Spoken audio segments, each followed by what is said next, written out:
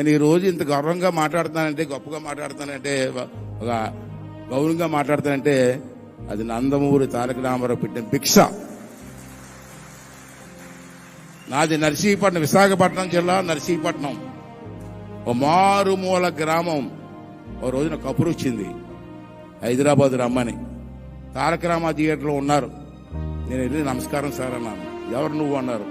కానీ సోని సార్ అంటే మీరు రమ్మన్నారు కదా, వచ్చాను సార్ అంటే ఇలా పైనుంచి కదా చూసి వయసు ఎంత అన్నారు. 24 సంవత్సరాల 8 నెలలు సార్ అన్నారు. అంటే ఎమ్మెల్యేకి వయసు చాలుతాయి నీకు అన్నారు. సార్ ఎమ్మెల్యే ఎలక్షన్ ఇంకా 4 నెలలు ఉందండి, ఈ లోపు నాకు వయసు వస్తుంది సార్ అన్నాను.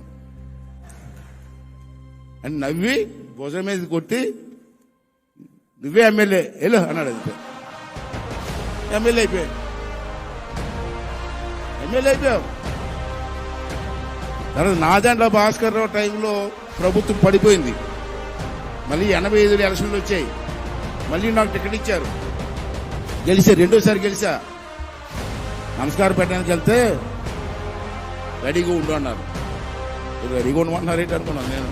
నాకు అర్థం అలా. మంత్రివర్గంలో నా పేరుంది, మంత్రిగా నా పేరుంది లిస్టులో. అప్పుడు నాకు 27 సంవత్సరాలు. ఫస్ట్ టైం మంత్రి, ఇండియాలోనే యంగెస్ట్ మంత్రి నేను. పల్లెటూరులో ఎక్కడో పుట్టినోడిని తీసుకొచ్చి ఇండియాలో నెంబర్ 1గా నిలబెట్టిన వ్యక్తి మహానుభావుడు కాదండి.